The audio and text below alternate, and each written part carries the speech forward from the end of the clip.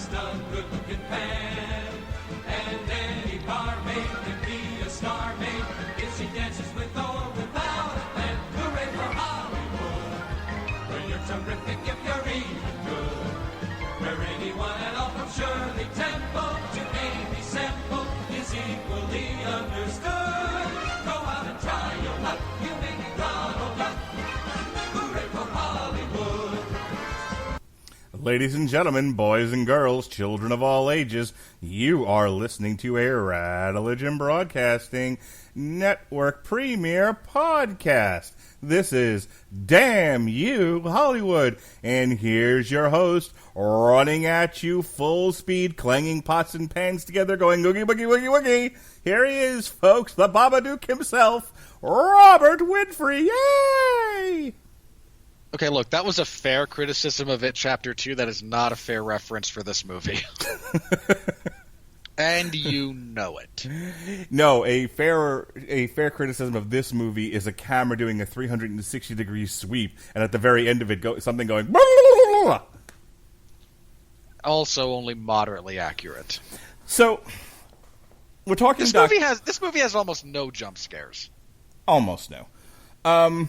But there is a lot of 360-degree panning, and in a building of tension and all of that. We're talking about Dr. Sleep, by the way. Let's just get that out there. Okay, I have a challenge for you.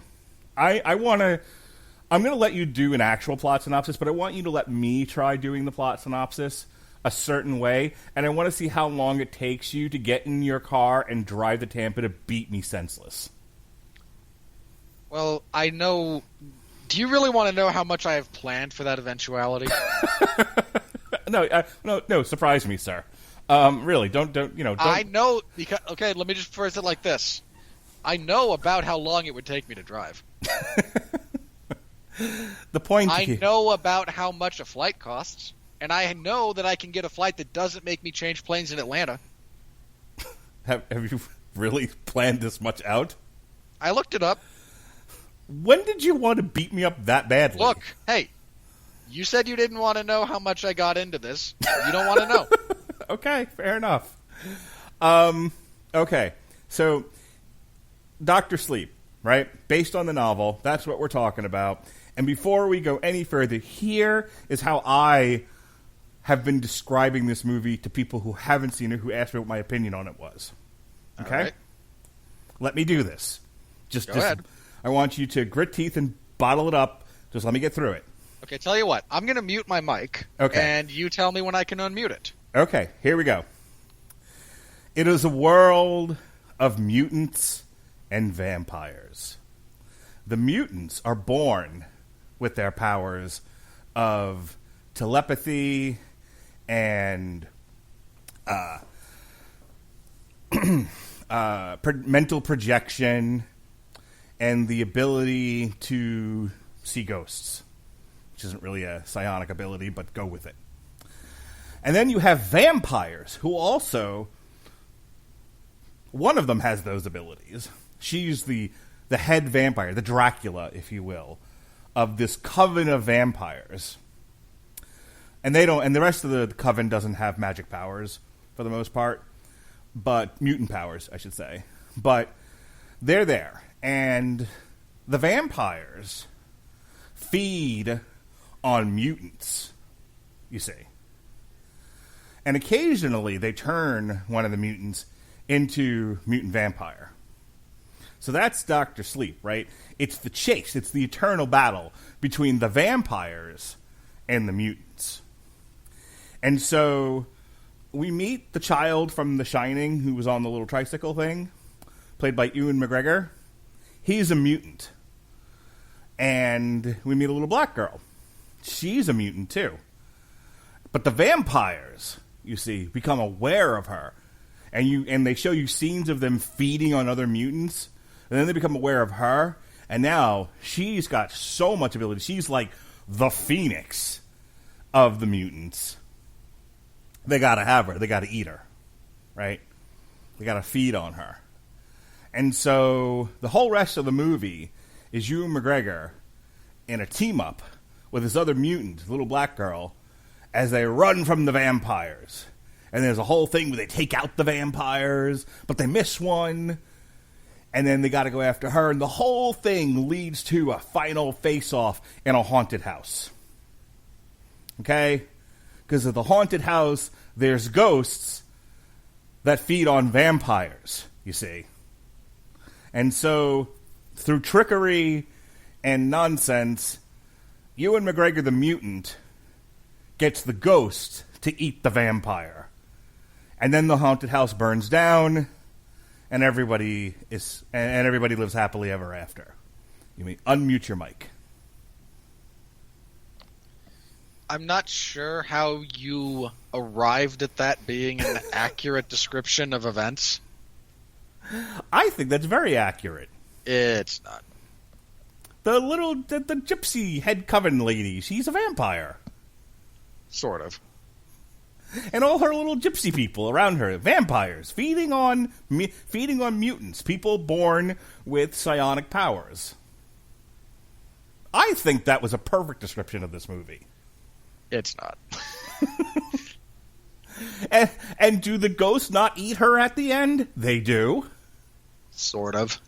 Is this not taking place in a haunted house at the end? Oh, God, don't get me started on that. There it is, folks. All right, the money. Here we go. No? All right. Look, the money's going to be a short segment. This thing is not doing well. No, it is not. But I thought that was rather brilliant of me, by the way. I thought as soon as I got over having had seen that movie in the first place, I'm like, how am I going to talk about this with Robert without repeating a lot of the stuff I said for It Chapter 2? And I'm like, if you deconstruct it down to its lowest common denominator, it's really a story of vampires and mutants. Pretty sure Robert's going to want to beat me up for that, and I love that as a description of Dr. Sleep. And I'm pretty sure other Stephen King fans are trying to figure out where I live right now as we're recording this to beat me up. So all in all, it's a win-win for me. It's a really good thing no one listens to these shows. That's not true. People listen. I've seen the numbers. Yeah, you and I both also saw the adjusted numbers. Yeah, well, yeah, less so since Skynet stopped listening. Damn you, Spreaker. But, all right. Okay. While Mark, in terms of very broad plot points, is not exactly... There's nothing he really missed as far as happenings within the course of the movie, but I appreciate your effort, Mark, but this is my gimmick. And I really don't want to pull a Mo Sizlak to your original iteration of Alfalfa about you stealing my bit. Fair enough. Which is a nice Simpsons reference. So anyway, yeah, we are talking about Dr. Sleep, this a novel by Stephen King that he wrote a few years ago as a sequel to The Shining. And I think before I get into the plot, this is an important distinction I think that has to be made here. There are, and this is not none of this is controversial. There are significant differences in the Kubrick version of The Shining as a movie from the source material. I love them both. But they are very, in some respects, different stories. Now, and look, King has been very critical of Kubrick's adaptation, not because his point has never been it's a bad movie. It's not. It's just that it's not a good representation of his story. Which, again, I'm not sure the degree to which I agree with his point on that, but it is a valid point. And again, there are differences, to be sure. I wonder if Stephen King and Alan Moore are, in a support group together. No. And I'll tell you why. Alan Moore has very quickly became so jaded with the notion of his work being adapted at all that he just tells everyone to piss off. Stephen King will cash your check. I just, now I want to hear Stephen King and Alan Moore do a podcast together. No, you don't. You really don't. Just the two of them talking film. Damn you, Hollywood, for reals. starring Stephen King.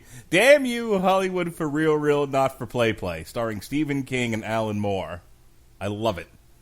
Look, Stephen King does not have this. Again, King doesn't have nearly the same relationship with Hollywood as an institution that Moore does. Moore despises it. Again, like I said, Stephen King is happy to see his work adapted. He's happy to cash checks. Mm-hmm. And especially over the last few years, he's been happy to shill for terrible product. I will never forgive him for giving his seal of approval to the Dark Tower movie. I just won't. I don't know if you got to hear the source material we did for Stephen King's End, but Jesse was like, hey, why didn't you do the Dark Tower comics? And I'm like, because once with that fucking series was enough. No. Look, I understand your point. If my first exposure to that narrative was that movie, I'd be where you are. Mm-hmm. Trust me. We're talking about the comics here, not the book. I know. Okay. I know. I'm telling you to trust me on this. Okay. Incredibly different story. Okay. And I remember when we reviewed the Dark Tower, you were just melancholy over how badly that was adapted.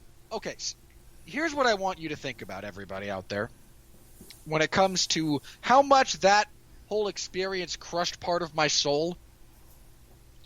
Imagine, and I know there's people out there who might think this, but imagine if it was the general consensus of the world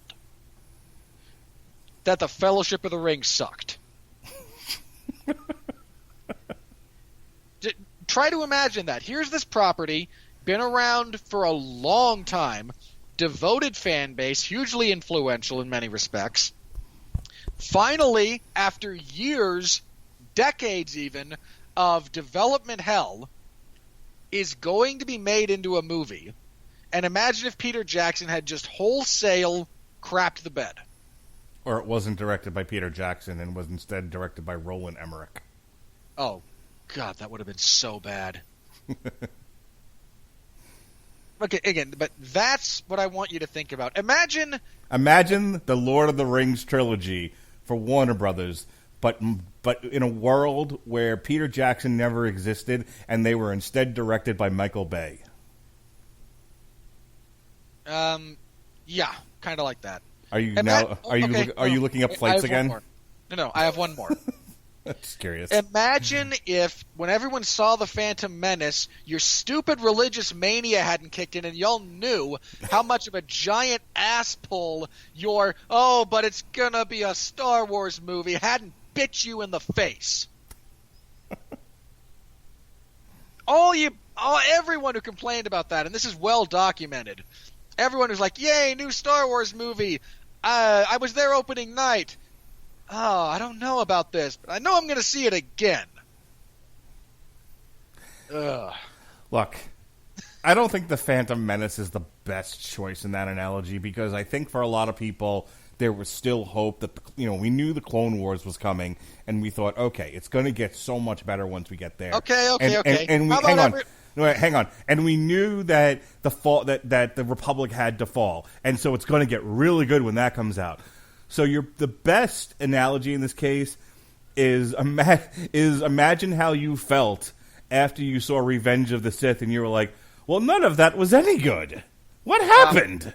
Believe it or not, I defend Revenge of the Sith. Look, in a separate podcast under different circumstances, sure, they're all defensible in some way, shape, or form. But the larger... No. The Attack of the Clones or whatever is utterly indefensible. But I think... For the larger point that you're making is to be a fan of a thing and to have waited an exponentially long time to see that made into a major motion picture to be as utterly bad as The Dark Tower was is the point. It crushed my soul a little bit.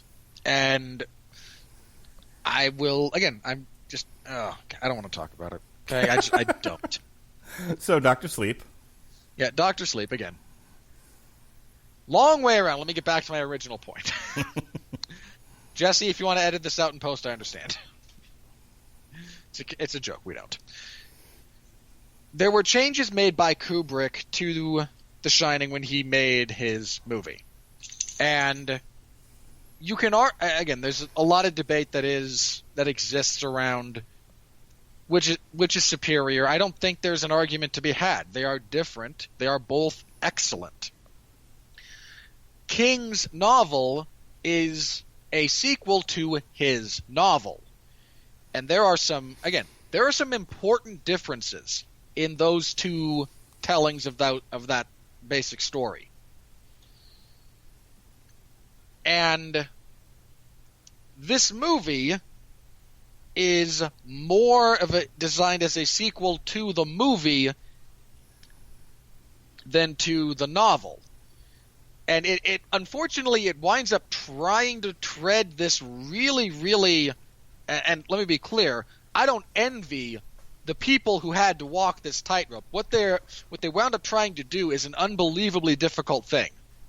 First, you're trying to adapt a Stephen King book to begin with, which is not an easy thing to do just in a vacuum. It's not easy. Adapting anything is not easy. Adapting King's work in particular is a difficult proposition.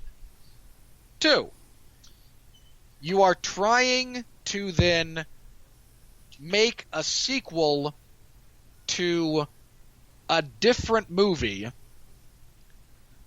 while using material from a story from a novel designed to be a sequel to, again, a different story, and still trying to get everything to kind of mesh together harmoniously. I am in awe that the majority of this movie is as good as it is. That is a ridiculous balancing act to pull off. And I want to acknowledge that, okay? Just before anything else. Unfortunately, there's problems that stem from that are the inevitable result of trying to keep this many plates spinning. And there's no real getting around that, and I will talk about that more as we go on. Because I know Mark hasn't read the book, right? Come on. Look, I know you're a giant weenie when it comes to horror movies, but reading is a much different experience. The last book I read was Nitro. That depresses me on so many levels. Thank you for that. I'm also halfway through Pastrami on Rye, the long story of Jewish kosher diner delis. Well, look, the phenomena of the Jewish delicatessen as it spread from the Northeast throughout the rest of the continental United States is certainly an interesting one. Yes, and I'm currently halfway through that book. Okay. Have you read The Shining? I bring this up only because there's points that I have to make later on when critiquing this that I don't know how much I'm going to have to reiterate. Everyone get out your bingo cards. Are you ready? Robert? Go for it. Books are for burning. All right. You have seen Kubrick's The Shining, yes? Yeah, and I have to rewatch it again this week for the on trial, and it was years ago. Okay. Well, one out of the 3. Hey, it's only the third movie I've seen Shelley Duvall in. Yeah, okay. She's not a prolific actress. You want to know what the other two were? Not really, but you're going to tell me. Popeye and Nashville. Alrighty. I don't know what the hell else she's ever been in besides those 3 movies. I'm sure you'll look it up doing your exhaustive research for On Trial. It'll be Sean's department. I don't do research. That was the gag. I applaud you explaining it. Okay, so the point to all that is there's things I'm going to have to talk about related to both of those and how they mesh and how they don't. So okay, I wanted to know how much of the movie I'm going to have to go over again, but we'll find out when we get there, I guess. Okay. For the actual plot of this, we pick up initially with Danny Torrance, the small child from The Shining, and his mother in the wake of Jack Torrance going crazy, trying to kill them, the events of The Shining at the Overlook Hotel. They're now in Florida, about as far away from Colorado as you can get, and stay in the United States. And Danny is still haunted by the ghosts of that place, by his own abilities, by the trauma that he's lived with, and he doesn't know what to do. He's a small kid. Of course he doesn't know what to do. He gets some advice from the deceased. This is one of the points of difference between the novel and the movie.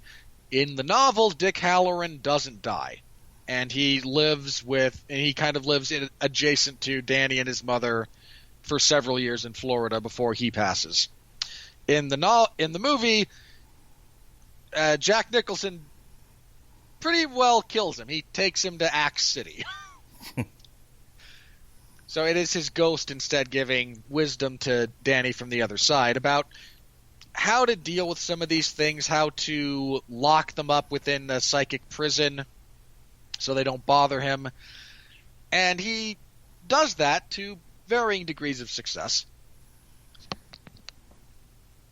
As his life progresses, he is still unable to kind of process his abilities and deal with the trauma of everything. And he inherited his father's penchant for alcoholism. For many years, he drifts across the United States, getting blackout drunk to try and not see the things he sees. And eventually he makes his way to New Hampshire, where he finally gets some of the help he's needed. He joins Alcoholics Anonymous, dries himself out, starts making peace with that bit of reality, gets work, and again, just kind of tries to sort out his existence. Around this time, he is unintentionally psychically connected with a small child by the name of Abra. This would be Mark's reference about the Phoenix Force, which is not even a freaking mutant. You godless heathen. I don't even read the comics, and I know this. I needed people to understand in very simple terms that she was a very powerful psionic being. Yeah, I think in the novel, Danny says at some point, that he shines more than most people. You know, a lot of people have a little bit that they're not even really aware of. They're kind of like, a flashlight with a mostly dead battery. He's more like a really good, tactical flashlight. She's a lighthouse. There was a criminally underused use of Pink Floyd's "Shine On You Crazy Diamond" in this movie. Because Pink Floyd sucks and should never be used. You suck. Because all in all, we're just another brick in the wall. Money! No. Sorry, go ahead. You want to throw any more out? I wish you were here. Robert and I are just two lost souls living in a fishbowl year after year. Yeah, Pink Floyd is still terrible. Go on. So I completely lost my train of thought there. Thanks for that. All right, anyway. He and the two of them share messages back and forth a little bit. He refers to her as a pen pal, which is kind of the relationship they have. They leave each other notes. They touch base every now and then. Danny's, and I feel like they only included this bit of him because they were contractually obligated to. Talk about Dracula and the Lost Boys. Will you give me a minute? No. Again, Danny takes up work at a hospice where he uses his shining abilities to help ease people's transition from life to death. That's where he gets the nickname Dr. Sleep, because he's not a doctor. But when it's time for someone to go, he is there and he helps ease the transition. Okay, now talk about Dracula who's dressed up like Duff McKagan. I don't know who that is. Ugh. You know what? I fucked up that joke. I should have said Slash. I would have at least known who that is. The hat thing is the issue there. Somewhat running concurrently to this, we are introduced to the True Knot, which is a group of... Gypsies. No. They're not gypsies? No. Let me be clear. This is not at all explained in the movie. I only know this because I read the book. Because they seem to me like Eddie Izzard's people from The Riches. This group is a traveling group. They all live in those RVs. Right? Gypsies. No. Unless you're taking gypsy to mean simply people perpetually in motion rather than what the gypsies actually are. The first one. Okay. Fair enough. Traveling people. They are described in various different ways. I think the best way to describe them is... Gypsies. No. Vampires. Mark, you kind of said psychic vampires. That's not entirely wrong. I think my favorite description of them from the novel was just they refer to as the empty devils because they have nothing inside. And they feed on what they call the steam. It is the psychic residue of people who shine. And they go through horrific things to get it. They kill children. Yeah, mostly. In horrible ways.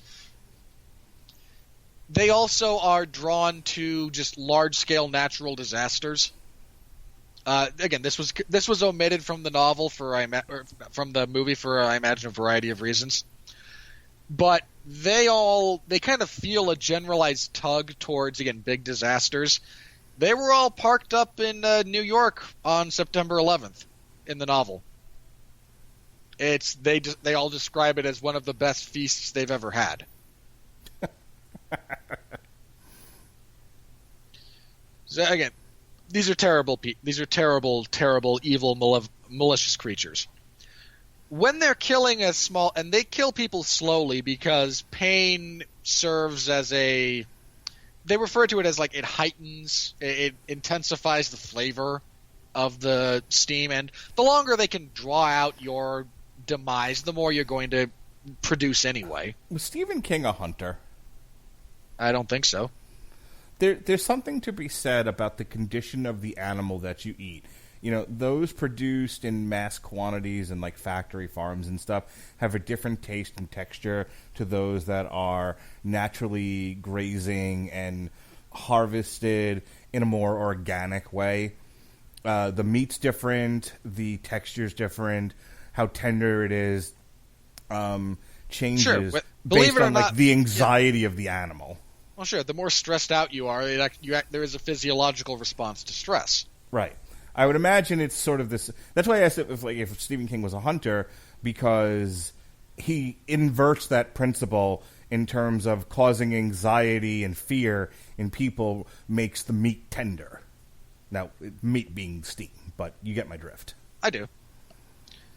And I don't know if he's ever really engaged in any hunting. You'd have to ask him, and I'm sure he'll get back to you. I'm going to tweet him right now. Go for it. There's a non-trivial chance he'll respond. But as they are killing this poor boy, his anguish reaches out on such a profound level that and combine that with the generalized, and when I say generalized proximity, I mean Iowa to New Hampshire is a non-trivial stretch of land. It's also just weeks apart in an election cycle. Sure. It is. The Iowa caucus and the first primary is New Hampshire, which is like 2 weeks later. I am aware. And Abra feels this and reacts badly. Again, she is a little bit scarred by seeing, to the extent that she sees, this poor kid get massacred. Danny winds up reaching out to her, just kind of trying to, comfort her a little bit after he experiences a bit of the psychic backlash himself. She comes to him and says, hey, these are terrible people. If you help me, because I'm just a teenager, like an early teen as well, if you can help me out, we can track them and we can maybe do something about this. Danny's response is, are you crazy? These things are scary and terrible, and the best thing we can do is keep our heads down and try not to attract attention. He is then visited by the ghost of Dick Halloran again, who kind of shames him a little bit in a very good-natured way. His advice is just, they've already seen her. They're going to keep coming. You can try to run again, which will go badly, or you can try to fight. He decides to try and fight. He and one of his friends drive to this place in Iowa where the kid is buried as the knot moves their way kind of generally towards Abra. They find a baseball glove that they are able to use to kind of track members of the party. They use Abra as bait. They ambush and kill the majority of the members of this group.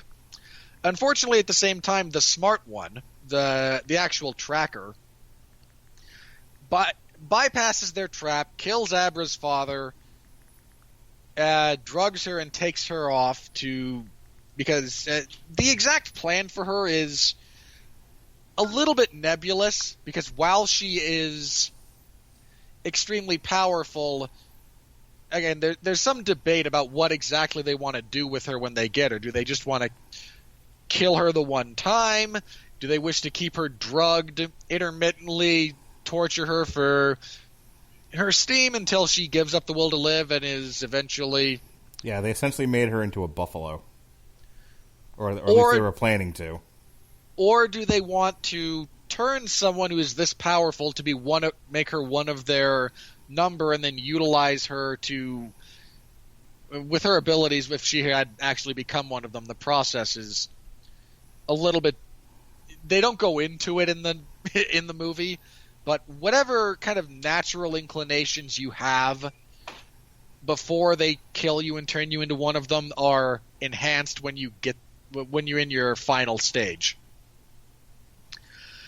She would have been, oh god, absolutely terrifying. But again, the movie never really figures it never really settles on anything. Danny's able to help her escape psychically. This leaves Rose, the leader of this particular aspect of the True Knot, Rose the Hat, leaves her all alone and desperate for vengeance. She absorbs the last of the steam that she had been kind of storing up and decides to go after them. Danny's friend is ordered to commit suicide by one of the vampires before she dies, because her gift is to influence you like that, to kind of push you into doing what she wants you to do. Danny and Abra head to the Overlook. Danny's logic being, this place is dangerous for people like us. It's probably just as dangerous, if not more so, for people like her. And I have contingency plans I can put into effect here. Yes, he lures her to a haunted house where hungry ghosts live. He gets to have a bit of conversation with the ghost of his father. We have our confrontation. Danny releases the ghost of the Overlook that he had locked away. They kill Rose, then they possess Danny and try to get him to kill Abra. He fights off the influence. He's already rigged the place to blow / burn down. Abra escapes. Danny stays behind. While possessed, he moves to the boiler room in a last-ditch effort by the hotel in an attempt to stop the explosion. He resists the influence, stays down there as the place burns down. She is able to kind of connect with him psychically after he's gone, and takes up sort of his deal about, retrapping some of the old ghosts from that place that are still out and about, and is just given the advice to shine on. Cut to credits. Oh god, that ending.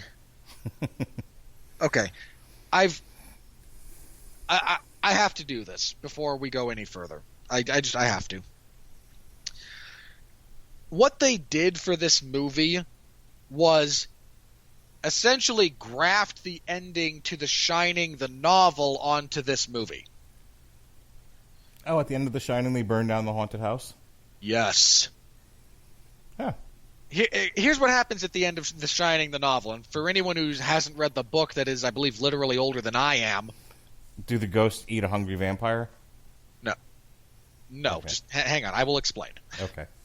At the end of the novel, The Shining, Jack Torrance is able to, right before potentially caving in the skull of his son with, it's not even one of those Polanski axes. It's he uses like a croquet mallet in the book. Like Harley Quinn? No. Oh. It's actually a roque mallet, now that I remember. It's not roque is similar to croquet, but their mallets have two different ends. One of them's harder, one of them's softer for close quarters work. Neither here nor there. Did he get it from Triple H? No. Okay. He is nearly compelled to killing his son. He stops himself, expresses his regret at what he's done, says that he loves his kid, and then bashes his own face in. He kills himself. The entity in the hotel possesses his body and lugs it back down to the boiler, which has not been properly tended. They set that whole thing up in the novel in the beginning when Jack is told, the boiler's real finicky, you do have to watch it or the whole place will go up. During the last bits of the novel, it hasn't been properly watched, it's going all wonky, so the hotel possesses the corpse of Jack Torrance, drags him down to the boiler room to try and stop it from exploding, fails. It goes boom. There's actually kind of a false finish where the three members of our group, Danny, why can I not remember the name? Shelley Duvall played her. I can't remember the character's name for the life of me at the moment. Olive oil? Sure. And Dick Halloran go to the maintenance shed, and the thing still has influence there, and they wind up having to burn that down as well. But the hotel burns down. They get a payment. Like, that's actually where the money that they get is the owners of the hotel settle with them because, shoddy maintenance. They just, okay, here's a giant check. Don't sue us. Don't talk about this. Go away. And that's how the novel The Shining ends. Sound familiar to everyone who's now just seen Dr. Sleep?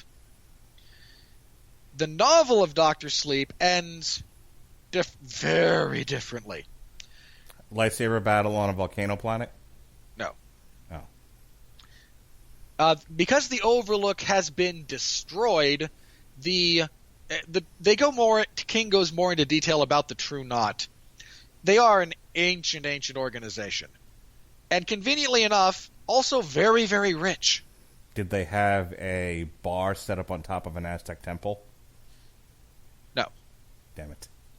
They had bought the land that the Overlook Hotel used to be on, and it turned it into a campsite, rest stop kind of thing.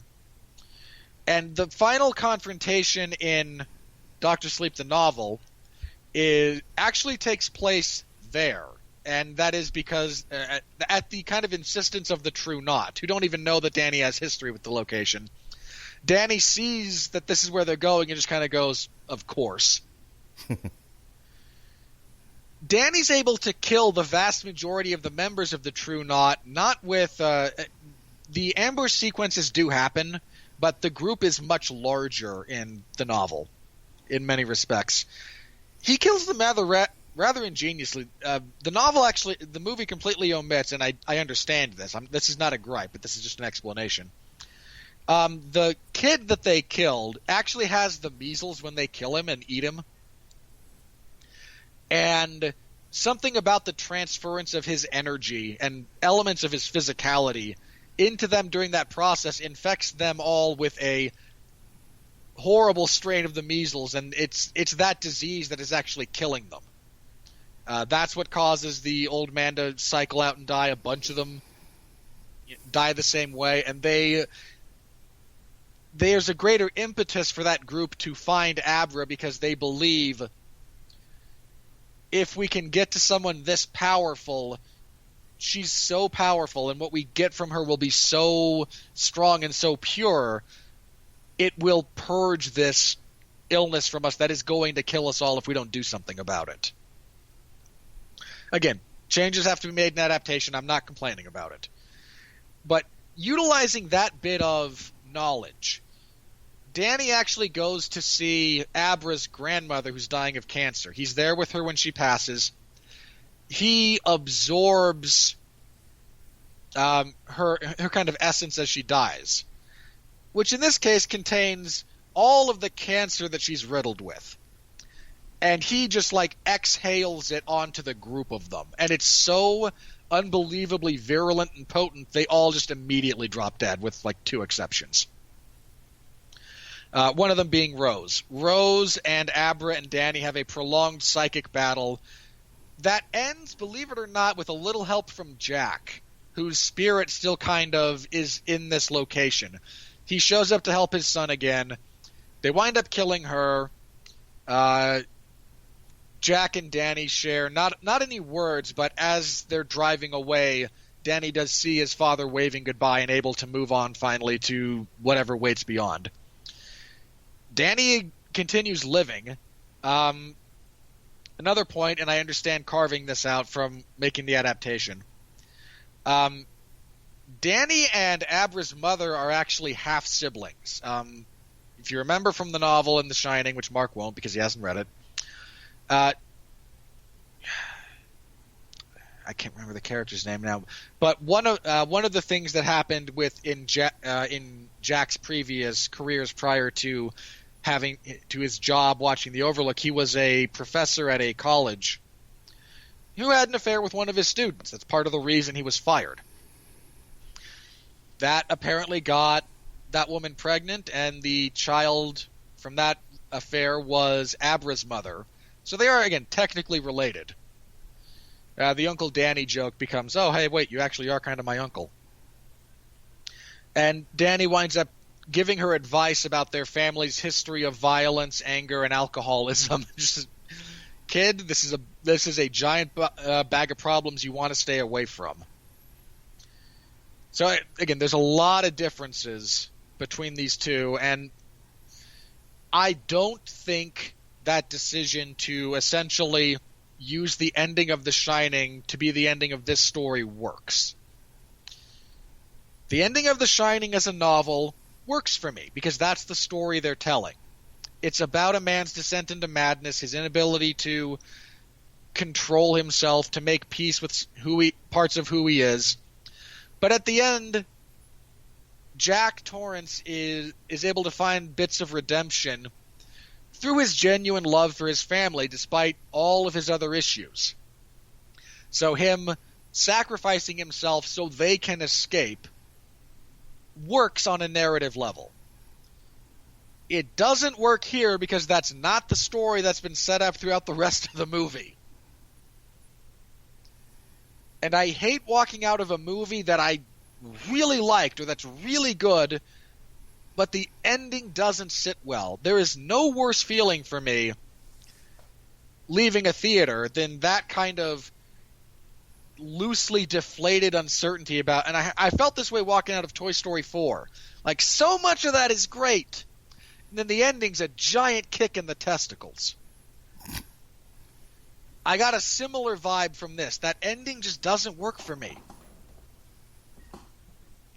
It's the conclusion to an entirely different narrative than the one they're telling. All right, so with that out of the way, as far as the actual craft of most of this, it's fine. It's good. A lot of it is really good. There's some genuine scares. That it's all well acted. It's well paced for a long movie. Again, Mark, pacing jokes aside, look, I've talked enough. Mark, I know you didn't enjoy it because you don't like horror movies and et cetera, et cetera, et cetera. But, your thoughts on the film, on the craft elements of it, now that I've complained as a fan. Okay. Let me be very, very clear. I kind of did a dissertation on my take on the horror genre with It Chapter 2. The only thing I'm going to add to it, because this movie handles it a bit differently, what this movie does really, really well, and what I have learned I don't deal with really, really well, is the building of suspense. Oddly enough, I love the first two Paranormal Activity movies. For the reasons I was really uncomfortable with this one, and I'm starting to realize that part of it was I watched the Paranormal Activity movies at home, and when I got uncomfortable, I could just fast forward because these are not movies riddled with dialogue. They're largely visual experiences. So I get what I need by kind of going through, fast forwarding it, playing it at like 2 and 3 times speed, and slowing it down where I need to be paying attention to something very specific, a bit of dialogue here or there.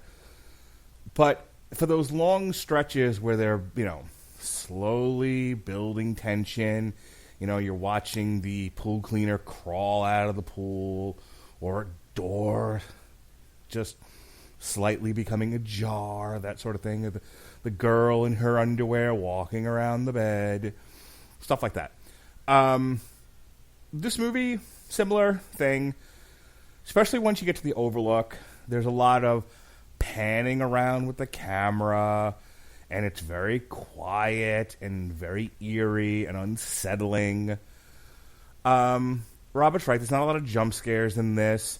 There's some unsettling images. I didn't do well with the old woman in the bathtub, that sort of thing. The flashbacks to Jack Nicholson going all crazy Jack. Oh God! Can I just say, I hate to cut you off, but the fact that when I knew they were going back to the hotel, and I think you can make that work. I think leaving the hotel standing and then staging that final showdown there can work, and if executed differently. I was so sad they didn't just have like a digitally de-aged Jack Nicholson. Really, because you are never gonna get away from the fact that it's somebody else. Here's my only issue with that. You would have also then, when they're showing the mom, I don't think it's right to have digitally de-aged Jack Nicholson and then not digitally de-aged Shelley Duvall. Well, okay, let me... For internal consistency, not because, I'm touting the magnificence of Shelley Duvall here, but if you're going to do it with one, you feel like you got to do it with all the characters. Look, the woman that they got to play Danny's mother actually looks a lot nothing like Shelley Duvall. I don't know what the fuck you're talking about. She is a perfectly acceptable, at-a-glance stand-in. If you're drunk and you have mud in your eyes, sure. No, I don't drink, and I most certainly had no mud in my eye. Go back and look at Shelley Duvall. I've seen The Shining recently. They're close enough for me. Go pull your poster of Shelley Duvall off your wall and take a good look at that face and then compare it to the woman in this film. They're not the same.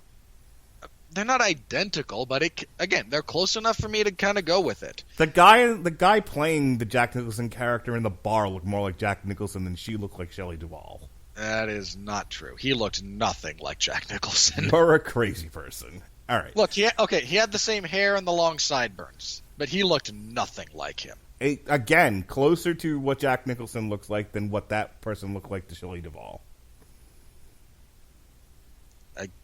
I disagree, but move on. We're going to get bogged down in the weeds. It's just going back and forth, back and forth. So, look, I don't want to belabor the point of my personal enjoyment. That's not what we're here for. So the things that the movie does well, I think, are build tension in the scene. I think this is a superior horror movie to something like It Chapter 2, which I bagged on because it's the same gag over and over again, for the 100th time. A monster going boogie woogie woogie at you as it runs at you on screen. Where this one doesn't necessarily do stuff like that. There's a couple of, if I remember correctly, there was a couple of unsettling, maybe gross moments hither and thither. But, I made the joke about this is kind of a vampire movie because that's more of what you're getting. So, for example, the scene where they're feeding on the baseball kid is absolutely horrific and terrifying and unsettling. But there's no jump scare there. they're not using like loud, obnoxious organ music. You know, it doesn't sound like a cat jumping on a piano. It's just viscerally violent and upsetting, especially if you don't particularly enjoy watching kids get killed on screen. So I kind of applaud the movie for not having to rest lazily on typical horror trope. Credit where credit's due. You know, we talked earlier this year about the girl in Dumbo, and you know, people were like, "Wow, they're might be being a little unfair to that girl. She's just a kid." Nope, this girl looks like about the same age as that one. She was fine. She played her part well. She didn't feel like she was reading off of cue cards. I felt like she was giving performance. I thought she had a pretty well-written character for one that was maybe could be described as what's the word I'm looking for here?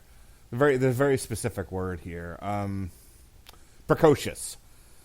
Maybe more precocious than the average kid of that age, but she didn't get on my nerves, which is a major selling point for children actors. I thought she had good chemistry with Ewan McGregor, which was important. I thought Ewan McGregor is pretty much not bad in anything he's in, so I would have been surprised if he was. I thought the villain, the head mistress vampire, in the Slash Hat, I thought she gave a great performance. She was probably my favorite character in this entire thing. I thought she did a really, really good job, and I thought the writing of her character presented her as menacing and threatening, but also just vulnerable enough to where there's tension in will they succeed or won't they in defeating her. I was pretty much with the movie, and I was enjoying the story, and ultimately we must save the child from the vampires plot of this, I was with. But like Robert, I had my issues with that third act, which I feel like you were telling one story, and then you shift gears pretty strongly into what felt like a new movie. Again, I think I know what they did because I know the material that they just lifted it from wholesale. But right. Who didn't know that to still know that this doesn't feel like it belongs. Because that's the thing. Like I struggled a little bit with the beginning because I'm a weenie. But I got through it, and it was fine. And that's not the part where I said I can't deal with this anymore, and I got to leave. I watched that more or less, and then the story they're telling with a guy drinking to drown out, the things that he sees and the trauma that he has was a compelling story for me. It's something that I was enjoying. The psionic connections between Abra and the Knot I thought were interesting, and I was interested in that story. I love the scene in the woods where, him and Billy, are taking them out with guns and everything, and you have that sort of a very, very much like a last-ditch horrible horror moment where as the one gal is being turned to dust, she tells him to kill himself, and there's like not even a beat. He just does it. Like there was no waiting. There's no building of tension there. It's like kill yourself. Okie dokie, bam. I thought all that was great, and I was really kind of enjoying the movie up till that point. And then, like I said, there's this drastic change to where I felt like I was in a new movie. And, if Robert says, go see this haunted house movie because I want to talk about it and you made me watch the last 10 Marvel movies and I want to beat you for it, I'll go. But boy, I can't think of anything less I'd rather do in terms of watching movies than a haunted house movie. I haven't even seen Haunted Mansion, and I go see everything Disney. Okay? I don't enjoy the concept of, of the visual experience of walking with a character through Spooky House. I don't want to do it in real life. I don't want to watch it on screen. So you and I need to do, if at all possible, we need to do one of those haunted houses together to just walk through it. I just have to see you do that at some point. There has to be a very strict no-touch policy, because I will commit a fucking felony if there isn't. Oh, sure. Well, look, I don't want to take you to any of the really dangerous ones, but, just one of the ones that you walk through and, no touching, but they're present and, there's no bars between you. They're just trying to scare you. And I would like to. I'll hate it. It'll be a miserable fucking experience, but I'll do it. If there's any touching involved, like I said, someone's not getting out of that haunted house alive, and it won't be me. I don't like getting massages, let alone being jumped on by scary by people, like teenagers in a fucking mask. Just my own weird stuff, man. So anyway, I don't do well with haunted houses, both on screen or in real life, and that's what this movie fucking turns into. It also, I kept having the thing radiating in my head, the joke, and I was talking to Jesse about this when we talked about Stephen King's Zen. The joke that Stephen King doesn't know how to end his stories, that I think he starts from a concept and he writes out that concept and develops characters, and then it's like, okay, well, I've now written out this fever dream I once had. I've gotten that out of my system, but I need an ending. And then, it kind of turns into the Scarlet Pumpernickel. And then the dam broke. Hang on. While there is, I think, in some respects, a degree of truth to that criticism, it also varies wildly depending on the material you're dealing with. Sure. Look, I don't claim to be an expert in Stephen King. It's a very broad generalization based on the little I've seen and the lots that I've heard. That being said, I feel like, okay, so you say this lifting was more or less lifted from the actual ending of the novel The Shining, and even at pretty much scene for scene. It's still a stupid ending. Hang on, it's not for The Shining. Okay, you're not wrong. It's not for The Shining, which it's a payoff of the whole movie, which takes place in that scene. Yes. It's I jokingly compared it to From Dusk Till Dawn, to where, you're spending the entire time in this barn. It's a barn. You're spending the entire time in this bar, and then the camera pans out and it shows you from behind the wreckage of years of trucks having been cannibalized, and the whole thing's built on either Aztec or Mayan temple. That's great. That's all good shit right there. And that makes sense. If you're spending the entire movie at the Overlook and, the payoff is it burns to the ground. I think there was another movie where it was very similar. I think Poltergeist, rather. You're spending the entire time, the original Poltergeist. I can't speak to the remake. The remake sucks. Terrific. The original Poltergeist that I watched as a child, believe it or not. Great movie. Yeah. I had less issues with the Poltergeist than some of the other stuff I've talked about that scared me, but still, that tree scene, yuck. With the trees devouring the kid. That's such a great scene. Dude, I've lived in certain places where there's a tree lightly banging against the window, and I'm like, well, I'm going to get eaten by a tree tonight. I just know it. I still live in one. Look, there's a cherry blossom plum tree kind of thing that grows very close to my house that, when it gets really windy, does kind of bang into the siding. You have a cherry blossom tree by your house? I don't know if it's cherry blossoms or like plums. The kind that it's one of those like dark purple leaves. Do you also have a samurai sword? No. Okay, I was wondering if you were living in feudal Japan. Anyway, I am most certainly not living in feudal Japan. Just wondering. Although, for you and the majority of you morons that live on a coast, you wouldn't know the difference between Utah and feudal Japan. Well, sure. Feudal Japanese people live in feudal Japan, and Utah people live in Utah. And I'm just saying, after we all die, they'll have one planet for the Chinese, and one for the Koreans, and one for the Americans, and everybody will be happier. Mr. Gumble, you're starting to scare me. That's what I'm like when I'm drunk? No. This is the phase we call Professor Barney. Moving on. So, I get what they were going for in terms of we must even the playing field. That much made sense to me. But you spend so much of that ending with him sort of wrapping himself, in the essence of the Overlook, and this long extended scene with his dad in the bar, and it just goes on and on. You know what kills me about that? That's a great scene.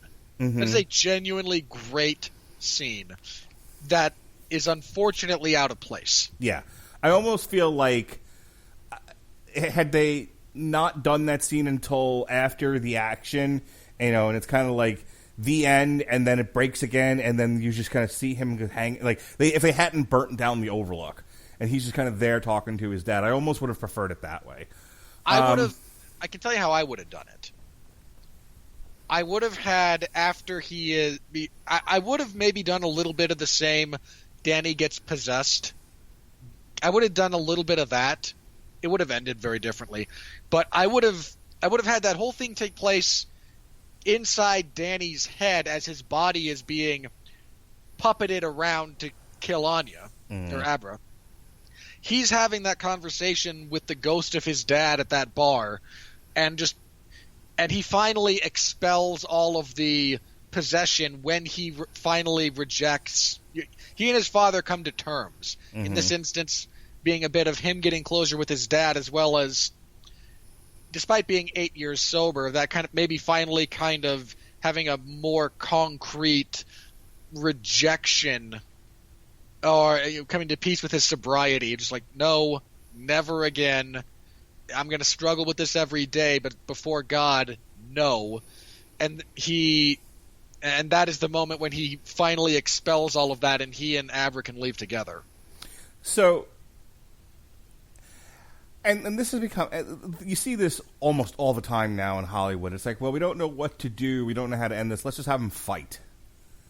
Like, come on, man. This is a pretty intelligently written movie. And you're like, well, we could do this, we could do that. But it's like, yeah, but this felt very much like they were trying to patronize the audience where they're looking around and looking what's successful and what's not. Like, well, clearly people like to see a nice action sequence at the end. Like, this isn't really an action movie, and I didn't need to see an action ending. There was a way to do this, I think, and I did like the idea of him setting loose the ghost from the psychic prisons. I thought that was an interesting thing, but their use of it was very much like, people like to see fist fights and shoot 'em ups, and we don't know what else to do with this ending, so we'll just do that. There was, even if you wanted to keep kind of the setup they have, you do the fake out in the hedge maze, which is just the representation of Danny's mind. She overcomes it. You don't even need a real fight. She just throws Danny down the stairs. They are, and his response to this, once he lands, is just, well, I've got a panic button here, and lady, you are not going to like this. Right.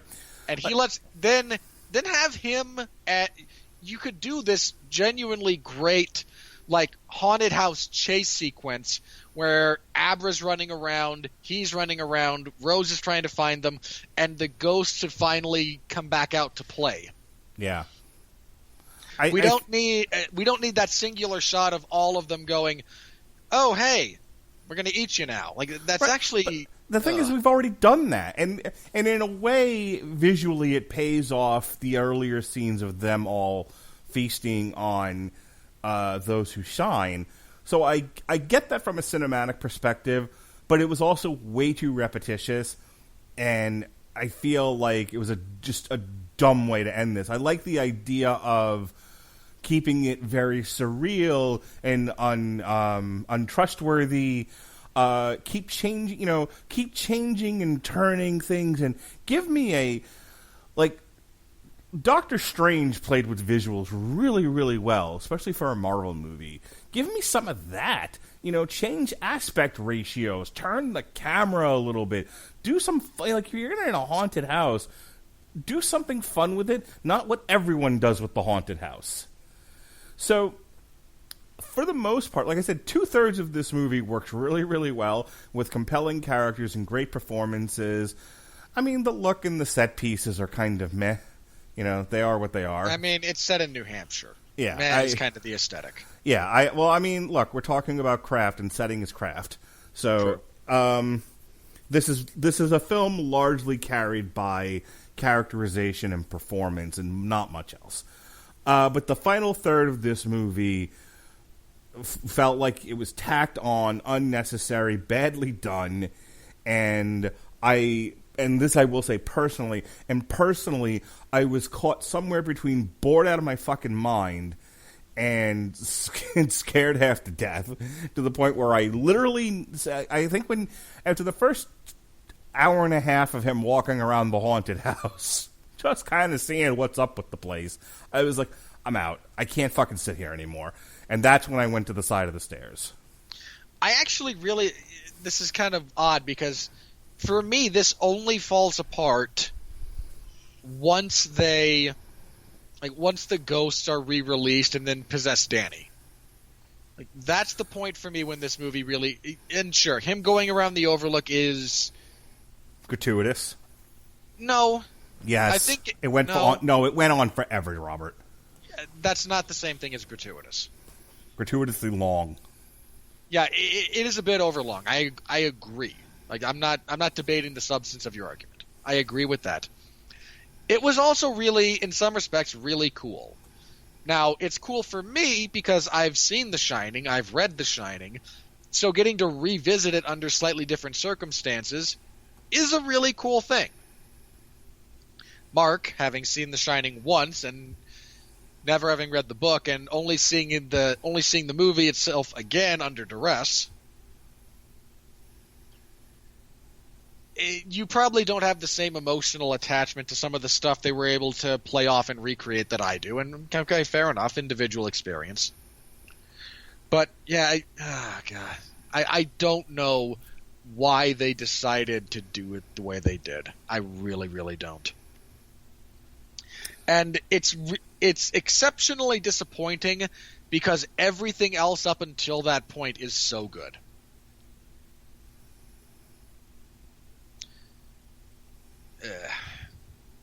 But again, I agree with you about performances. They're all good. They're all engaging. It's just that last act that, again, I like the ending of Dr. Sleep, the novel, when, again, Danny survives, makes peace with Jack. They wind up shoving Rose off of a giant cliff. Because the Overlook does, in fact, overlook something. And in the more contemporary setting that it has, they shove her off a very gnarly cliff. She falls onto a bunch of rocks. You can actually, because of the way they die with like their layers kind of flickering in and out, you can actually see the skull fracture she gets that kills her. Again, and I don't know why they felt compelled to kill Danny here, apart from the fact that they were just recreating the end of the Shining novel where Jack does. All right, ready to do the money? Such as it is, yes. Yeah. All right, here we go. Here comes the money. Here we go. Money talk. Here comes the money. Money, money, money. Dollar, dollar. Dollar, dollar. And the award for You Can't Win 'Em All goes to Warner Brothers Studios. Dr. Sleep, with a budget of, on the upwards, $55 million, at the time of this recording has made $35.7 million. Yeah. Warner Brothers expected a bigger hit. I'm not entirely sure why this isn't doing better. Because, and look, again, I can complain about the ending all I want. And I will. And I have. All right, let me stop you there. Let's have a discussion about this, because I think you're a good person to ask about the state of the horror genre. And while it is, I think, a lucrative medium, I think, I may not like it, but, I think I'm in the minority on that one. I think for the most part, horror has, of all the genres, with the possible exception of romantic comedies, is small budgets, high returns, focusing on very specific types of horror that speak to the present day audience. So people like a thing. They go see the thing whenever the thing is available to them, and it's one of the few things that get people to the movies, but it doesn't necessarily get them in like Avengers numbers, obviously, but it gets just enough to where most of these things are profitable. By the same token, obviously they can't all be winners. Some of these things don't do very well at all. So do you have a thought or an argument as to what right now gets people to go to the theaters in the horror genre, and what people largely ignore or are not interested in? I wish I had a good answer for that. I genuinely do. Because I don't know. It's a really awkward thing to try and kind of get your head around, because let's look at what's happened this year in just the Stephen King category. You had the Pet Sematary remake, you had the It sequel, and then you had this, right? And only one out of those three were successful. Well, It Chapter 2 also benefited tremendously from It Chapter 1 being a large hit. Here's what I'm circling around. I think it did well, because there's the creepy clown thing has somehow found its way into the cultural zeitgeist. I think this is a thing that people, for whatever their reasons are, identify with, are attracted to, will go out of their way to look at. And, it's like, I'm scared of clowns has just become, I think, like a phrase people find it's fun to say. So now you have a creepy clown movie, and people go, well, let's go see the creepy clown movie. It's something I can easily identify with. Whereas something like The Shining, the original movie is years old, and it's a haunted house movie for all intents and purposes about a guy descending into madness and trying to kill his family. And so number one, you have to now find the people who are aware of The Shining and want to see the next chapter, number one, which I don't know how big an audience that is. Number two, find the people that will go see anything Stephen King. Not sure how big of an audience that is. And then this movie, if you're none of those things, you're not a Stephen King fan and you've never seen The Shining, you don't know what it is.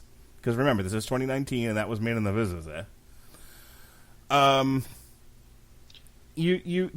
This movie, I don't remember there being a tremendous amount of for the record, marketing. Go ahead. The Shining was released in 1980. Come on. Okay, I thought it was earlier than that. I thought it was in the 70s. I don't know how much of the marketing really focused on the Overlook. You get a lot of Ewan McGregor on a bench talking about, I always called it The Shining, and you get a lot of the girl in the hat. Like, I don't know if people... There's enough to show they go back there. I will say this for you, the marketing for this movie, and I agree with you on this, was very weak. So that's my point. Like, when you make a haunted house movie, that becomes a big feature of your marketing. You're making a slasher movie like Black Christmas, right? I've seen the trailers for that. It's very obvious what that is, and you either like seeing people killed with a knife or you don't. It's going to be a terrible remake. It doesn't matter. It's the third remake, I think, of that movie, actually. But it's very clear what it is. To the point that I'm trying to get to is, I don't know if people knew what Dr. Sleep was. First of all, it's not The Shining 2. So you have to remember, you are trying to pierce through a lot of noise out there. I mean, as of today, you have yet another big-time streaming service that even cheapos like you have signed up for. And so, do you want to be at home watching Disney Plus, checking out The Mandalorian and Lady and the Tramp and High School Musical, the series? Okay, wow. Of all the things on that service, you managed to hit 3 that I would rather break my own fingers than watch. Well, those are the 3 new exclusive content ones. That's why I named them. I'm sure you had your reasons. Or are you going to go out of your way to figure out what a movie... Like, if you don't know... If you're not paying attention... Like, I've said to people, I'm going to go see Dr. Sleep. They're like, what's Dr. Sleep? It's The Shining 2. Oh, they know The Shining. They don't know what a Dr. Sleep is. And unless you've, seen as many movies as we have, seen the trailers for it, pay attention to this sort of thing, your average ham and egger isn't paying attention to the marketing, and the marketing itself wasn't very clear what this was. I agree. Again, it's unfortunate, but that is, I think, an accurate summation of events. But I would say, if obviously creepy clowns, haunted houses, those all do pretty well. Slasher movies, I think, still do pretty well. What else? I mean, what do you think fails, and what do you think succeeds in horror right now? Horror right now is existing in a very weird post-torture porn kind of zone. And look, I'm happy to see torture porn go the way of the dodo, okay? It's not a genre that I care to spend a lot of time with. It's not interesting to me. But in the wake of stuff like that, or the French extremism, which produced some genuinely great horror movies, by the way, some not so much, some genuinely great, we've also we're kind of post-found footage revival. I don't think we've really found the next kind of thing that's going to catalyze elements of the horror community, or kind of get horror into the broader culture at the moment. And I'm not sure what it's going to be. We've had a few things that have had the potential to do it, that have kind of butted up against it, but for whatever reason have not really clicked, either because they were released and didn't click, or they got stuck in development hell for whatever reason. Yeah, Mountains of Madness, I'm looking squarely at you on that one. I really wanted that to happen, and everybody dropped the ball along the way, so nuts to all of you. All right, so Midway won the weekend with 17 million domestic. Okay, for the record, this is why we can't have nice things. That movie theater was filled with veterans, man. Veteran groups went in, en masse to go see this thing, from what I understand. Probably. And probably all complained about how inaccurate it was. Nah, they all had a good time. Oh, sure, you're going to speak for all of them now. Yes. I speak for the veterans. I am the Lorax. Dr. Sleep debuted at number 2 for Warner Brothers with 14 million. Playing with Fire, which I took my kids to this past weekend as well. Oh, God. Okay, hang on. You said you couldn't sit still for this movie. How many times did you get up and walk out of the theater when watching Playing with Fire? Here's the thing. I was trying to get my wife to just take them by herself. But she was she didn't want to do this. She wanted to go as a family. And then, just because of other personal stuff we've got going on in our world, I offered to just take the kids myself so that she could have some alone time. And she was like, no, I don't want to miss out on family time. I'm like, well, there's no making you happy. So off we all went to go see Playing with Fire. Speaking of not making anyone happy, John Cena. I have to tell you, part of the reason why I didn't want to go see this movie was I thought it was going to be a lot of physical, cringe-worthy comedy. It actually isn't. There's one or two sequences, and they're not even that cringy. They're and it's stuff you saw in the trailer. The kid fucks up the depot by getting bubbles everywhere, and he rides the hose and stuff like that. But there's surprisingly very little of that in the movie. It's really about these kids sort of masquerading as lost children when in fact they are runaway foster kids. Surprise, spoilers, and no one is seeing that movie for the plot.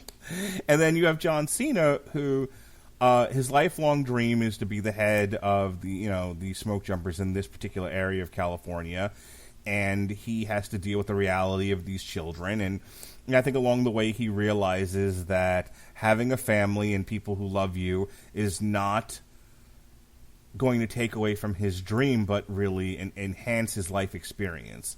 That's the movie in a nutshell. And him and Michael Keegan, I think, have really fun comic chemistry together. And John Leguizamo was John Leguizamo. So by and large, Playing with Fire, not as bad as I thought it was going to be. Anyway, it came in number 3. Last Christmas debuted at number 4. Terminator, which is... You want to talk about the nuclear holocaust of Judgment Day, the people who made this. 1 to 5. This thing tumbled hard, man. Man, that is so bad. Joker fell from 2 to 6. I'll check out the worldwide thing. I don't know if it's crossed $1 billion yet, but if it hasn't, it's probably close. Maleficent 3 to 7. Harriet 4 to 8. Zombieland 2 6 to 9. Addams Family 5 to 10. Jojo Rabbit is finally in more theaters. That had a jump of 542 theaters. So that jumped Apparently from 12 to 11. That's playing somewhere around me, so I get to deliberately not see Taika Waititi's shit.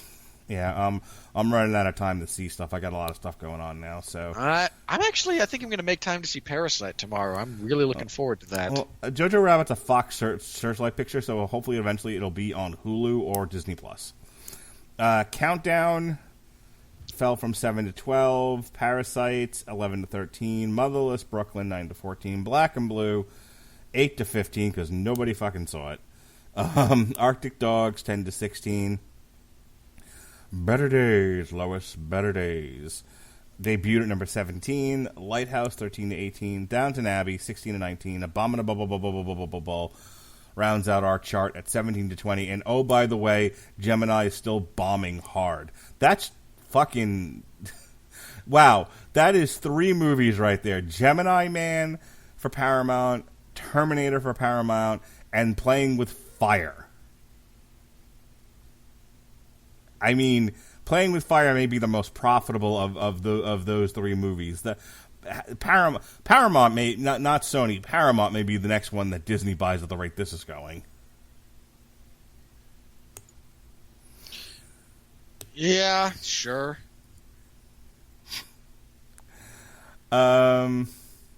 Jesus Christ, they're not having a good year at all. All right, on the worldwide box office, hey, guess what hasn't moved at all? And Joker has not yet crossed $1 billion. It's close, $987 million. Then Hobbs and Shaw, then Nija, then The Wandering Earth. So there's no more room left at the top for How to Train Your Dragon. It's finally out of the top 10. Boo hiss. Though Maleficent's doing not too bad. That's gotten to $433 million. Just ahead of Pokemon and The Secret Life of Pets. How about that? Good for it, I guess. Yeah, maybe we'll get a third one. Maleficent, more mistressy of eviler. I can't imagine what they would do. Domestically, it hasn't even crossed 100 million yet, but internationally, it's done. Well, look, there's almost million. There is almost no relevant dialogue in that movie. Sure. And Angelina Jolie is still a star in certain parts of the world. Yeah, well, I think she adopted most of her audience, so. Get it? Get it? Yes.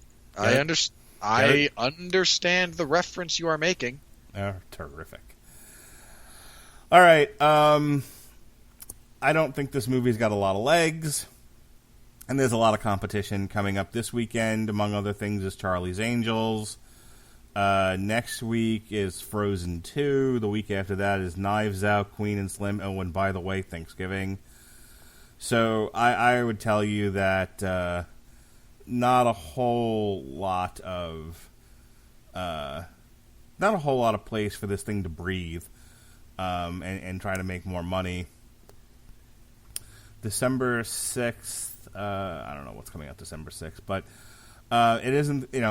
By this time next month we'll have Star Wars, and so in fairness, at this point in time saying we'll have Star Wars is roughly akin to saying, well, we'll have a goiter. Prior to that week, the 13th is Jumanji 3.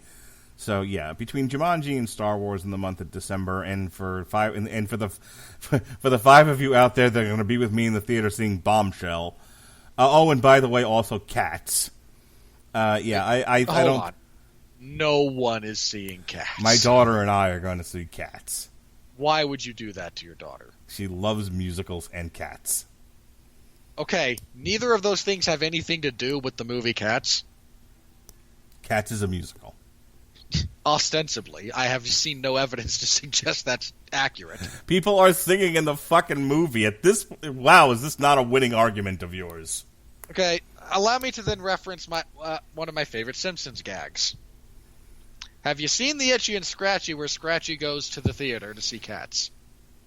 I vaguely remember it. He goes to see it, and on stage is someone going, Tim Tom Tabby was a curious cat, went to see the king in a velveteen hat. He stares befuddled at this, pulls out a gun, and shoots himself in the head. You know, we don't have anything to review the week after Cats comes out. We could always review that if you want. Look, Mark, if you wish to disappoint the audience and put that on the schedule, I can't stop you. You control the schedule. I control, as I keep telling people, I control the horizontal, I control the vertical. I will not see that. No, we're not. And I will not be on the podcast talking about it either. No, that's fine. We don't. There's honestly no. I jokingly said there was room on the schedule. There's no room on the schedule. Oh God! Did you see? Okay, hang on. Since you brought up horror, briefly, you've seen the trailers for The Invisible Man.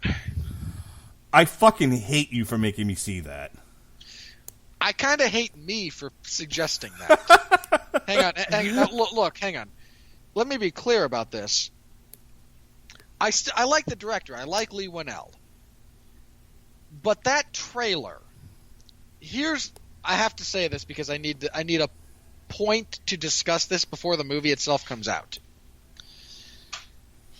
You can't build suspense around an unstable person when the entire audience knows it's an invisible man.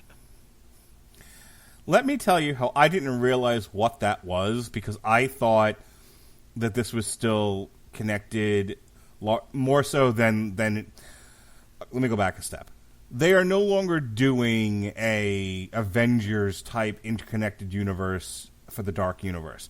They are acknowledging the existence of the Dark Universe, but it's more like a DC thing where these are independent pictures where all these people live in the same universe but don't necessarily interact, and there is no team up on the horizon. And you know, and in all fairness, that's a great idea for the Universal monsters. So you can occasionally throw them together for a Frankenstein meets Wolfman kind of deal. Sure. But this is not where that they have changed tracks, and they are now employing the DC method of doing things instead of the Marvel method, which I'm kind of fine with, because honestly, you only needed to do it once, and you only needed to do it with Marvel. Everything else is kind of, to a lesser extent, the MonsterVerse is okay too, but for the most part, please stop doing this. In any case, I still didn't realize what that was when I was watching the trailer, and it was one of those where I was just kind of looking at my phone like, is this trailer ever going to fucking end? I don't want to see this. This doesn't look interesting. Oh, shit, it's the Invisible Man. Robert! Okay, and look, here's my thing about this. If you're going to try and tell a story about where the Invisible Man is a manipulative sociopath, I saw that movie. It starred Kevin Bacon. It's called Hollow Man. If you're going to try and sell this as... You can't sell a mystery element to this. The title of the freaking movie gives away... oh, God, we're going to go see The Invisible Man. I wonder if Elizabeth Moss's character is crazy, or if she's really being stalked by an invisible man. What's the name of the movie again? This is just stupid.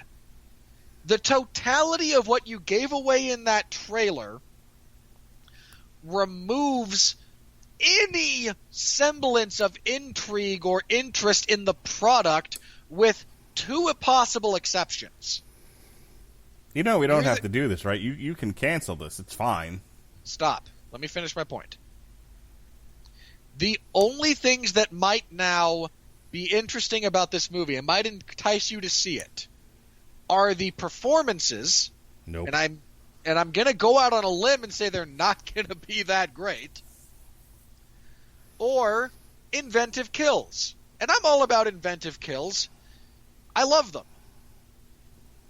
But that is really not enough to entice me to sit through the 2-hour runtime I'm going to assume for this. Like, what? This makes no sense to me at all. This is not the angle that I think you needed to kind of explore for a remake of The Invisible Man. Because it's either already been done or is going to... Okay, let me be careful about how I phrase this. There's a significant portion of the population that is going to see the trailer for this and go, I'm sick to death of feminist propaganda masquerading as film. Now, let me be clear. That is, I am not saying that's what this movie is. All right? Because I'm not sure that that's the case. I would have to see the movie. But the way this was structured, the way this trailer was released, that's the vibe a lot of people are going to take away from it. And you're going to turn off a big chunk of the potential audience. I don't think this was the right direction to potentially take this story. And I'm not even mad that the Invisible Man as a generalized character over the years was turned into what he was. I saw people reacting to this going, oh, it's so nice that the Invisible Man's been turned into a manipulative, rapist, psychopath. Like, buddy, Alan Moore did that before you were probably born. I've read The League of Extraordinary Gentlemen. That's not a new thing at all. But this kind of take on it, I don't know. It doesn't feel right to me. It doesn't feel like this was the right step. All right. Let's get to our last bit of the podcast here and close up for the night. Here we go. Are you ready? No! I said, are you ready? No, God! No, God, please, no! No! No! No! Kent Garrison of Man About Movies podcast. Flanagan hits all the right notes in a film that is sure to be an absolute thrill for fans of Kubrick's The Shining. He hits most of the right notes, but I think most people who are fans of Kubrick's version of The Shining are content with leaving it as a standalone property and not going back to revisit it. Louisa Moore of Screen Zealots. One of the better movies of the year and should be embraced as a modern instant classic by fans of The Shining.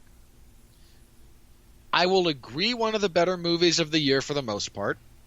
Again, we have to kind of set aside, for the purpose of this discussion, the last, 30 minutes, not even 30 minutes, the last 10 minutes of the movie.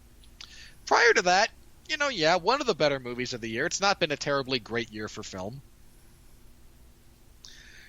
I don't get to instant classic on this. I just don't. It's good. I enjoyed the majority of it, but I don't think it... Instant classic does not seem like an accurate assessment. Matt Brunson of Creative Loafing. Oh, God. Why? Rose the Hat is an original and unsettling character. The other members of the True Knot are far less threatening, coming across less as avatars of unspeakable evil and more as burned-out roadies still following their favorite 70s band decades later. this is one of the things that got trimmed when they made the adjustment from novel to film.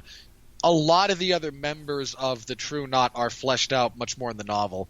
Crow, just by way of specifics, he's kind of a scary dude. His thing is he's the one they use to find people who shine. I think he described it a little bit as like GPS for them. He can track them, and he actually gets some character. Andy is given more character, and actually Andy, one of the things they changed about this was the time that things are happening. Andy is actually turned in the 80s in the novel, and then she marks her existence as a member of the Knot by presidents. She becomes a member when the actor is in the White House, that being Reagan, and leaves when the black guy is, that being Obama. James Vernier of Boston Herald. Stephen King cannibalizes self. Flanagan cannibalizes Kubrick. No. No. King didn't cannibalize his own material when he wrote a sequel to his novel. That's not a thing. And Flanagan doesn't cannibalize Kubrick's work. He references it and pays homage to it, certainly. That's not the same. And in fact, the stuff that he does that plays around with it is only really at the end of the movie. The majority of this movie is not. With the possible exception of a handful of slow fades that were something of a Kubrick hallmark, but hardly idiosyncratic to him. Stephen Garrett of Book and Film Globe. Only, period, Kubrick, period, can make, period, make, period, Kubrick, period, films, period. Can we all just agree on that? Only Kubrick can make Kubrick films. I mean, if you want to be strict in terms of your definition, then by definition, only Kubrick or someone else with the last name of Kubrick could make Kubrick films. Awfully pedantic of you. Considering what that jackass just said. Tom Russo of the Boston Globe, top critic. The push to echo Kubrick works well in the limited early dose we're given, but ultimately the movie takes it too far. Yeah, that's kind of true. Excuse me. Evan Dossie of Midwest Film Journal. Dr. Sleep fails to establish its own identity. It may well put you to sleep. No. Hang on. Okay, again, Mark, this is not your movie at all. Even you did not struggle to remain conscious throughout this movie. Oh no, I was quite awake. I suppose the notion that it struggles to establish its own identity is all... is that... Are you going to say the same thing? Do you say the same thing about, Avengers Endgame? It really does struggle to establish its own identity separate from Infinity War, right? Which itself is horribly derivative of Age of Ultron. And don't even get me started on the original Avengers. They're sequels! You moron! Anthony Lane of New Yorker, top critic. I don't even need this. He's from the New Yorker.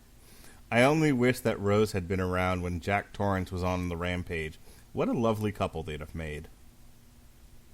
And lo, there was much fanfic. Considering he writes for the New Yorker, that's all this guy's good for.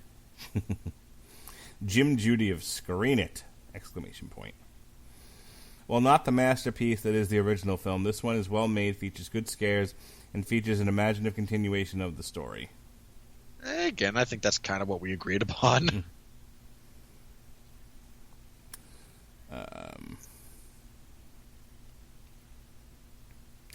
Bob Bloom of Journal and Courier. Dr. Sleep is an aptly named title for this snoozer adaptation of Stephen King's novel. The movie is too long and very dull, mostly moving at a sleepwalker's pace. In all seriousness, where did the attention span of these morons go? This boggles my mind a little bit.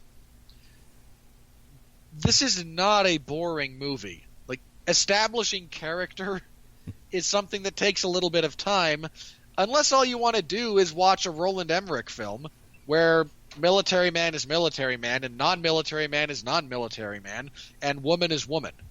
I was going to say military man is military man and non-military man is woman. No, that's Michael Bay. Roland Emmerich will have non-military men be men. In fact, there's an entire movie about that. But again, Michael Bay has only two things. He has military men, women, and the occasional Shia LaBeouf to kind of straddle the line. Javier Pardathuz of La Nacion. Dr. Sleep is an anemic story with a serious format. Again, that's not accurate. We complained about execution, not about narrative.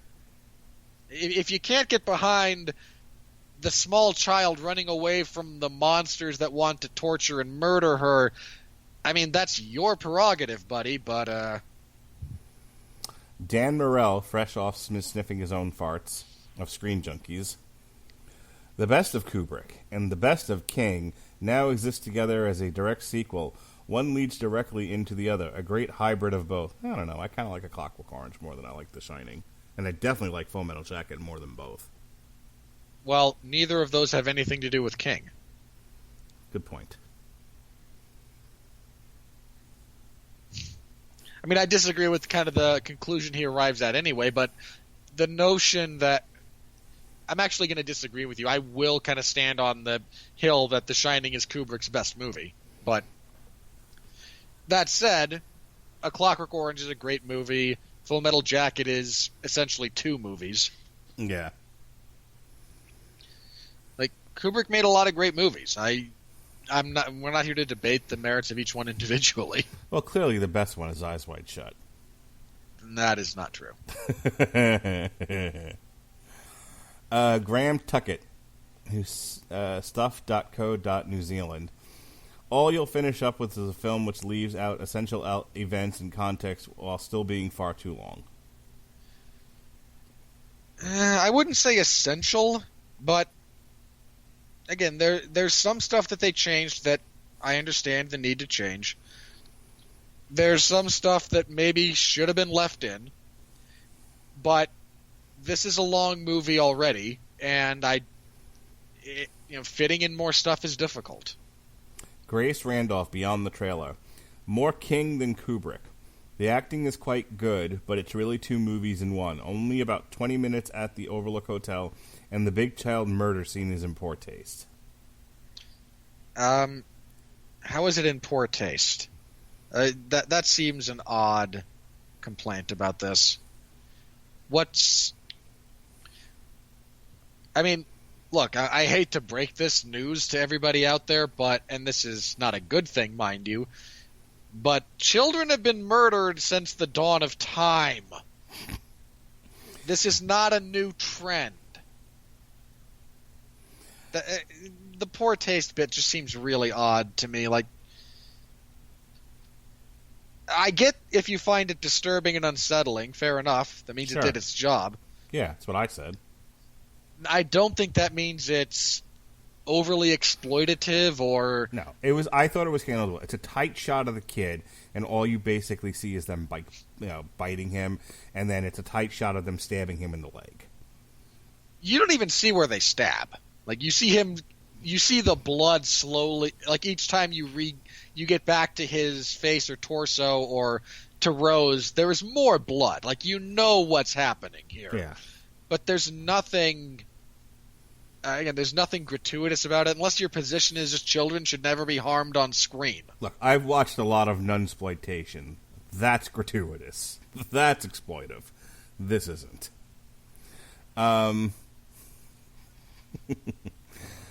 And finally, Rifer Guzman of Newsday, top critic. How are you a top critic and you work at Newsday? How is Newsday still a thing? Dr. Sleep should have let The Shining rest in peace. Wow. That is a sentence, I suppose. Yeah. All right, folks, that wraps up our coverage of Dr. Sleep. Next week, we got a Damn You Hollywood for Ford versus Ferrari. You know, I'll save my thoughts here for when we actually review the movie, but I'm very frightened. I'm going to have nothing to say about it other than it was good, and now the money. You know what? I'm going to start taking it. I will take that as my personal calling for the majority of things you make me see. Just go, it sucked. Now the money. I mean, look, I'm sure it's going to be good. I'm not. Really? You have your doubts, huh? The reviews are coming out for it now, and so far it's doing pretty well. Look, I have relatively high hopes if you were to put a percentage on it. That's not the same thing as being sure. Look, we can always review Charlie's Angels. No, we can't because I won't see it. Oh, okay. That somehow... Look, I could be one of those critics who doesn't actually see the movie and phones in some stupid copy-pasted review. I actually have integrity. Sure. Yeah, if I don't see it, I won't talk about it, and I will not see that movie.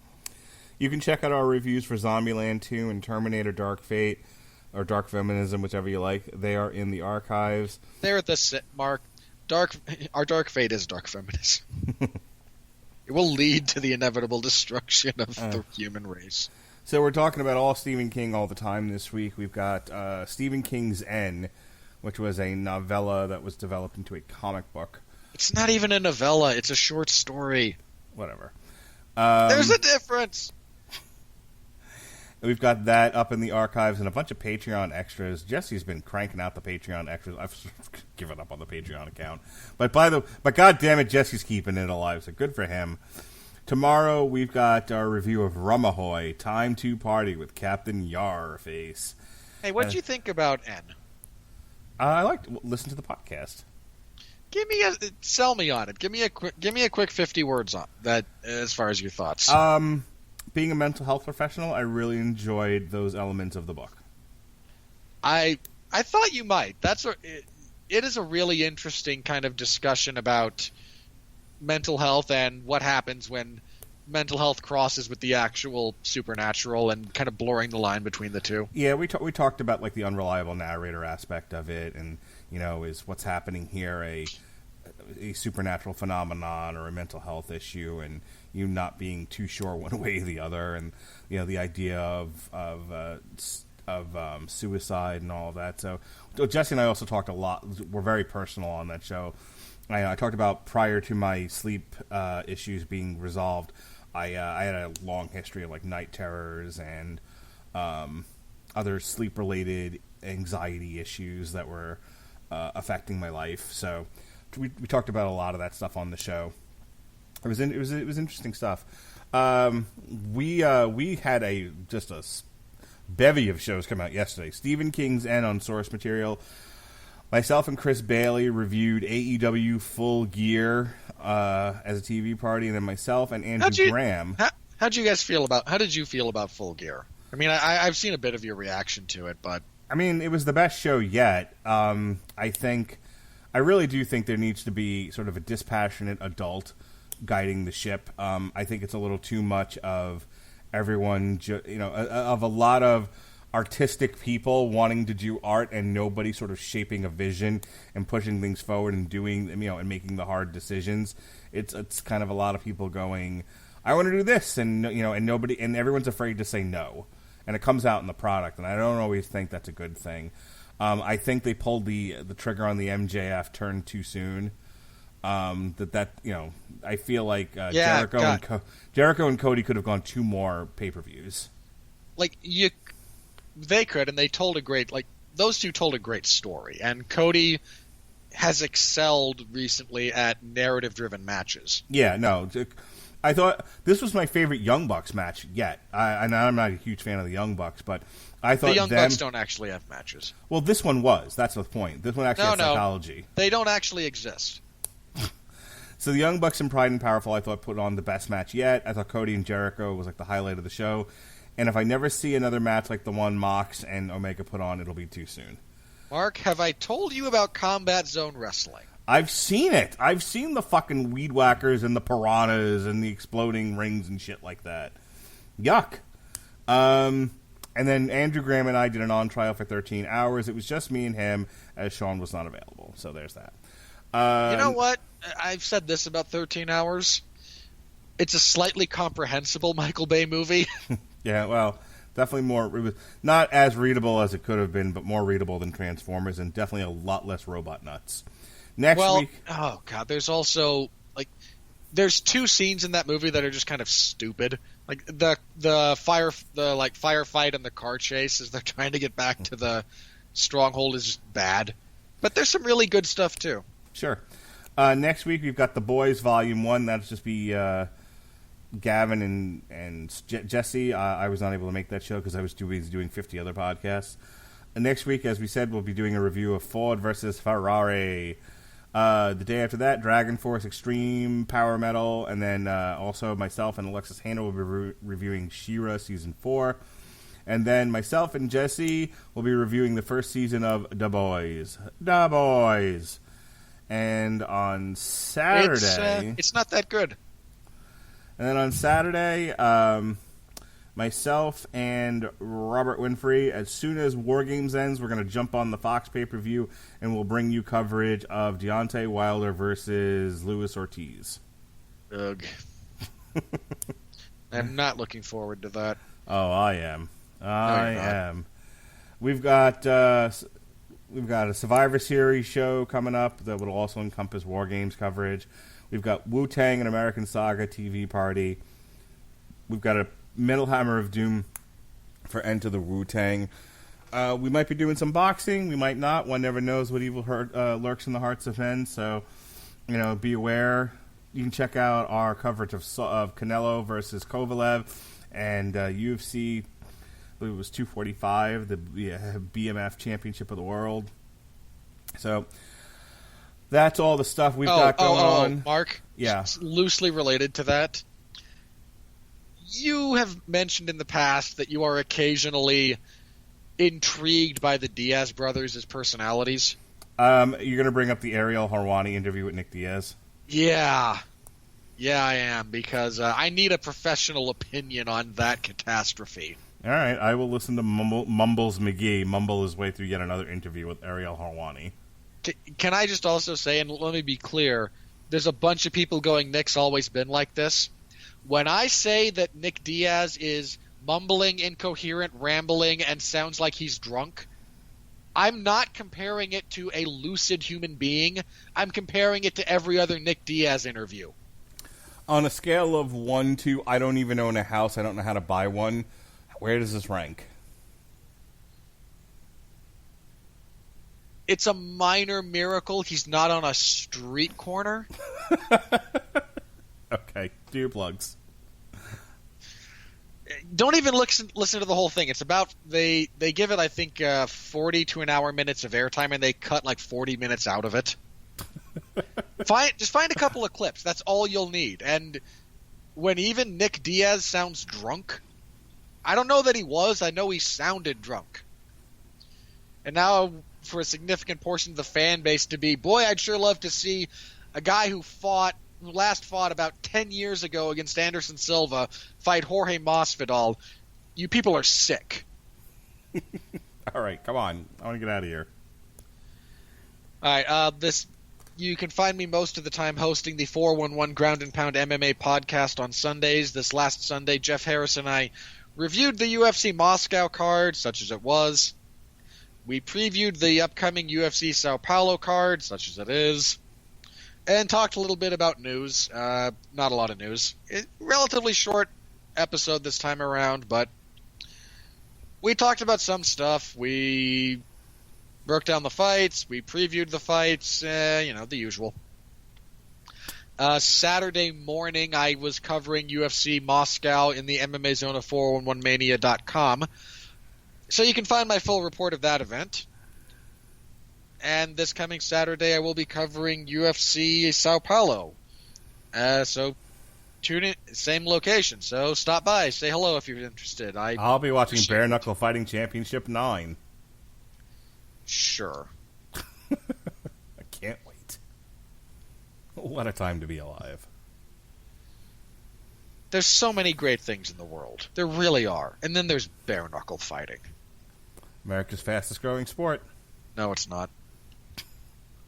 All right, folks. No. That is demonstrably false. Why can't we ever do one of these shows in less than 2 hours? What are we reviewing next week? Ford versus Ferrari. We'll be out of here in less than 2 hours next week. Oh, terrific. I will insist on it. Fantastic. If we can go down less rabbit holes next week, that'd be great. I have less personal interest in the automotive history of Ford and Ferrari, so I'm less likely to delve into the minutia of what they changed or got wrong. To you, I say giggity, and to the rest of you, I say be well, be safe, and behave, and thank you for listening to Damn You Hollywood. Available on all your local podcast apps. Damn it. Here we go.